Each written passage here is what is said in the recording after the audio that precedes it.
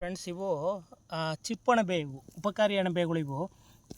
ಇವೇನು ಅಂದರೆ, ಯಾರು ಸಾವಯವವಾಗಿ ಕೃಷಿ ಮಾಡ್ತಿರ್ತಾರ ಅವ್ರ ತೋಟದಲ್ಲಿ ಇವು ಕಾಣಸಿಗ್ತವೆ ನೋಡಿ. ಇವೆಲ್ಲ ಚಿಪ್ಪಣಬೆಗಳು. ಇವು ಸಾವಯವವಾಗಿ ಯಾರು ಮಾಡ್ತಿರ್ತಾರೋ ಅವ್ರ ತೋಟದಲ್ಲೇ ಕಾಣಸಿಗೋದು ಜಾಸ್ತಿ. ಆರ್ಗ್ಯಾನಿಕ್ ಮಾಡೋದ್ರಲ್ಲಿ ಕಾಣಲ್ಲ. ಬೆಳಗ್ಗೆ ಟೈಮು ಇದನ್ನು ತಿಂತಾರೆ ಇದು, ಬಟ್ ನಾವು ಅಣಬೆ ತಿನ್ನಲ್ಲ. ಇದು ತಿಂತಾರೆ ಇದು. ಇನ್ನೊಂದು, ಇದು ಯಾವುದೇ ರೋಗಕಾರಕ ಅಣಬೆ ಅಲ್ಲ ಇದು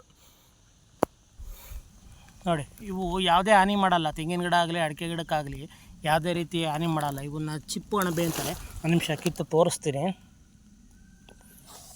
ಬಿಸಿಲಿಗೆ ಎಕ್ಸ್ಪೋಸ್ ಆದರೆ ಹೋಗ್ಬಿಡ್ತವೆ ಇವು.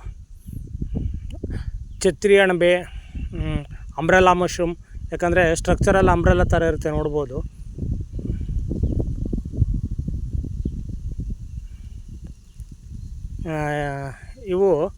ಇವೇನು ಹಾನಿ ಮಾಡಲ್ಲ ಯಾವ ಗಿಡಗಳಿಗಾಗಲಿ.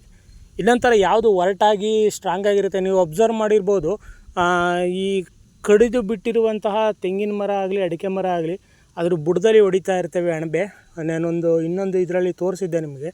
ಅದು ಅಣಬೆ ರೋಗಕಾರಕ ಅಣಬೆ ಇದು. ಈ ಅಣಬೆ ಯಾವುದೇ ಕಾರಣಕ್ಕೂ ರೋಗಕಾರಕ ಅಲ್ಲ ಇದು.